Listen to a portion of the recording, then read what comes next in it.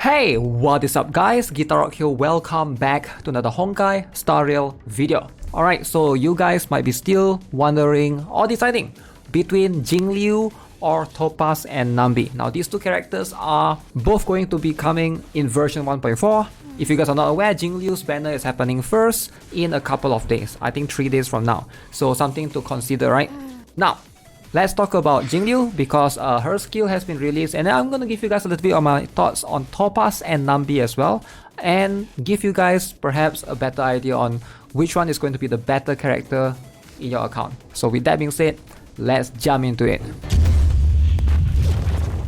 Now, as you can see, Jing Liu's skill kit has been released on oyolab.com. They have roughly introduce her skills in a way that, you know, we can see more details on how she performs. So let's talk about Jing Liu as a whole. So Jing Liu's banner is by far going to be a very good banner for new players. Alright, if you are new specifically, you can see right here we have Tingyan, one of the best supporter in the game, alongside with Qingque, one of the best quantum damage dealers in the game, you know, besides Sila, right? And also, she is quite Eidolon heavy as well. That means you need multiple dupes for her, which makes Jing Liu's banner like an overall good value for a lot of players. Sampo is like, he's like whatever, right? Like if you don't build the OT team, he's not going to be that much needed. But still, there's plenty of variety of elements here. You have one wind, one lightning, one quantum, and then Jing Liu herself is ice. So if you are new, this is I think the best banner for you out of all the bunch, right? So let's talk about this Jing Liu and what she can do in her traces. Now first things first, Diaphragm. So while in the spectral transmigration state, effect resistance increase, very good. Also there's one more, while in the state, ultimate damage increases. So she's all about entering the spectral transmigration state to do a bunch of damage. And then after using Transcendent Flash, the next action will be advance forward. Okay, so you can see there's two things here. One is Spectral Transmigration State and one is Transcendent Flash. Now let's try to understand her skill overall. So you can see right here, her basic attack is pretty simple. She just does single damage to an enemy. That's how it is. In most cases, you don't really want to use her basic attack. If she's going to be your main DPS, you always want to consistently use her skill, right? Now let's talk about her skill and her ultimate first. These two are going to be very important. So what is her skill and ultimate all about? So you notice her skill hits a single target, alright? It's going to be only one enemy, and she's going to gain this thing called the stacks of CCG, alright? This is going to be very important.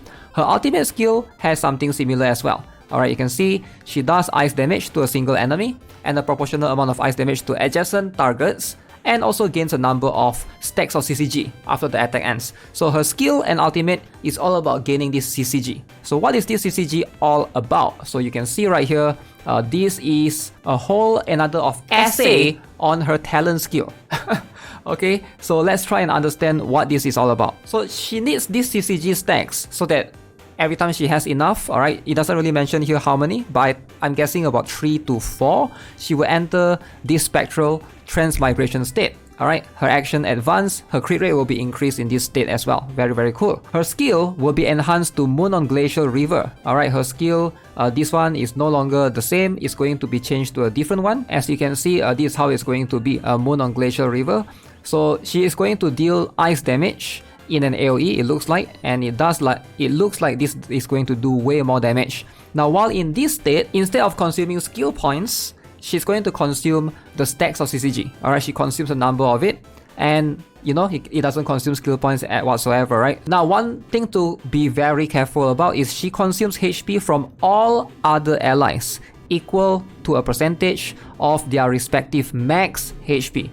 Now this is going to be very important. That means the other 3 characters that you have in your team, alongside with Jing Liu, the more HP they have, the more she's able to do increased damage, right? So she is going to convert this to like an attack increase, alright, in proportion for this particular attack. Alright, so this is capped at a percentage of her base attack, lasting until the current attack ends. That means you want to have high HP characters to pair with her, which is why Fu Xuan is going to be an extremely good pair with Jing Liu in my humble opinion. She's one of the few characters that scales off HP, and it makes sense to build Fu Xuan with HP. A lot of other tanks or preservation characters, they make more sense when you scale them off based upon defense, right? Now obviously she cannot enter this state again until the current spectral transmigration state ends, and this can stack up to 3 times. When CCG stacks become 0, she will exit the spectral transmigration state.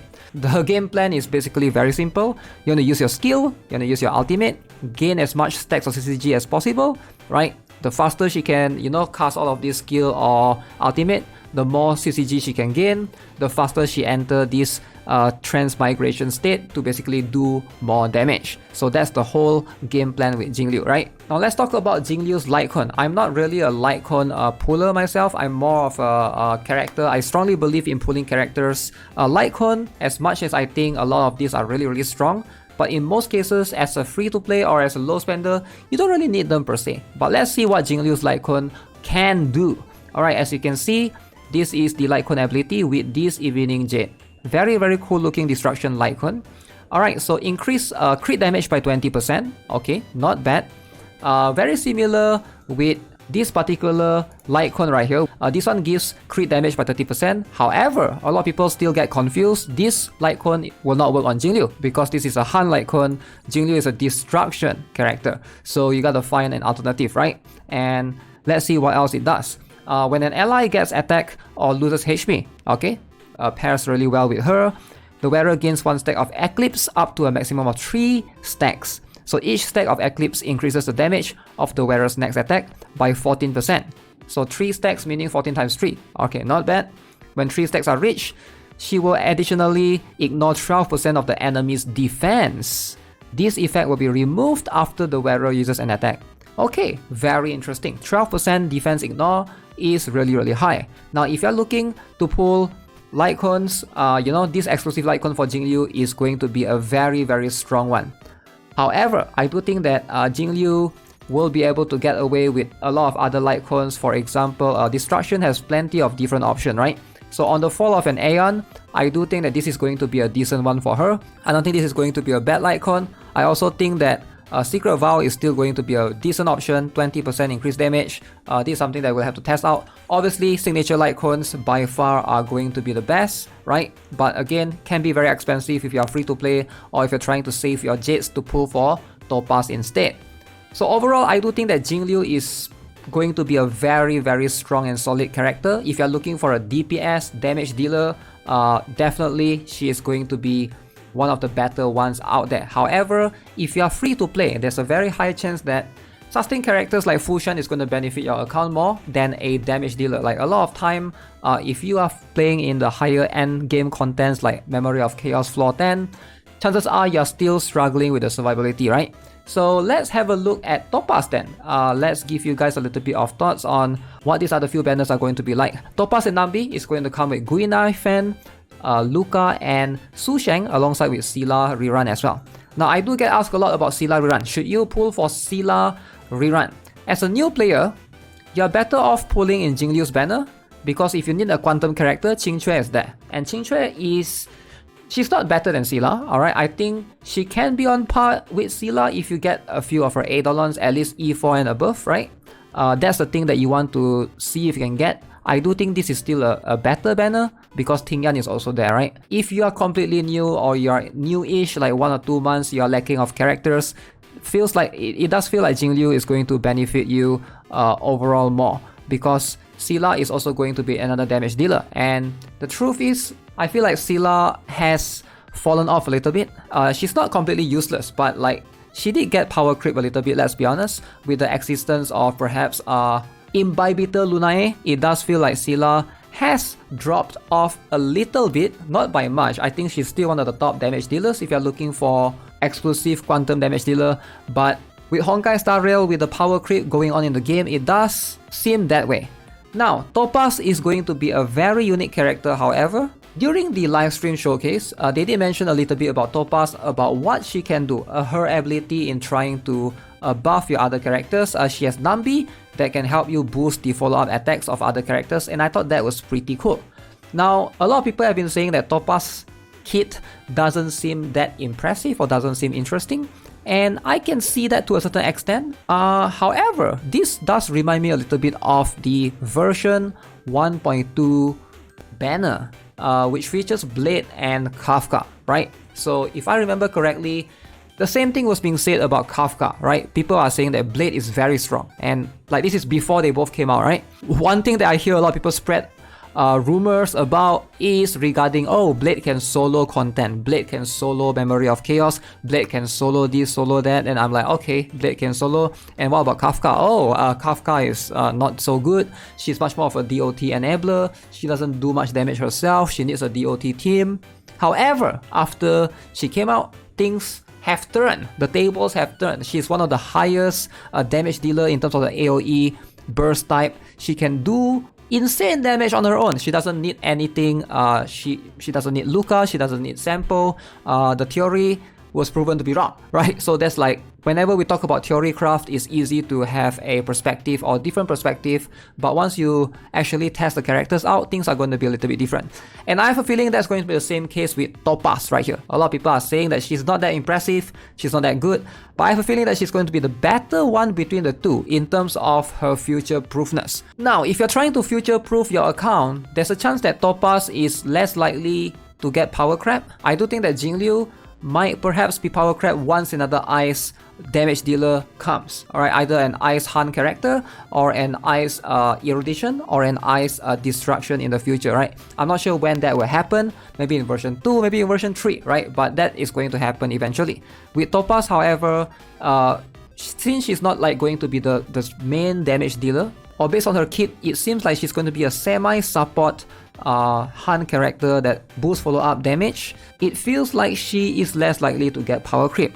Now obviously, a lot of these things are going to be hard to say for now, but if you're looking at an overall value for the banner, including the 4 stars, I do think that Jing Liu's banner has a better pull value, alright, for any accounts out there in general, right? So you get ice, you get a very good support. Tingyan with Eidolon is going to benefit your account immensely as well. And for me, as a Kafka puller, as a Kafka user, Sampo is going to be beneficial to me as well. Same applies to Qingque, right? You can never go wrong with Qingque. If you're looking to pull Silver Wolf on her rerun, for example, to run a mono quantum team, this could also be a good, you don't need Scylla. Alright, Qingque is going to help you with that as well, with mono quantum. So compared to this particular one, although I would love to have a Guinea fan myself, it's going to be quite hard to recommend this particular banner. Su Sheng, not really a very good character overall. She does get power creep by a lot of the other 5-star damage dealers. Luca, I guess he's alright. I don't think many players build him as much. It does feel like the overall typing in terms of the combination of the path and elements here seems a bit lacking compared to Jing Liu's banner. So that's just my thoughts overall. Again, let me know what you guys think, and I have made this particular special calculation for those of you who are interested to know how much you can get in terms of your Jades, Stellar Jades in general. Apparently version 1.4 is going to be slightly shorter than version 1.3, like about 1 week shorter in total, right? But we're still going to get the 10 special login pass, and then daily missions, we should be able to get approximately 2000 Jades. MOC, if you can do all the stars, you're going to get around there. And this is going to equate to about 6000 Stellar Jades if you are free to play. And if you are a monthly user, it should give you about 9.6k Stellar Jades, which should be sufficient for you to be able to pull at least either one of Jing Liu or Topas and Nambi. With that being said, do think carefully on which you want to pull. Now this doesn't include the events because I have no idea how much we will be able to obtain from the events in terms of Stellar Jades. Now take all of this with a grain of salt. Alright, so with that being said, that's gonna be it for this video. I do think that Jing Liu overall, highly recommend to get her. Me personally, I'll be pulling for her and I'll see how my pull goes and I'll decide if I want to get Topas from there or not. As always, if you guys haven't already, subscribe, give this video a like, and I'll see you guys in the next one. Have a nice day. Goodbye.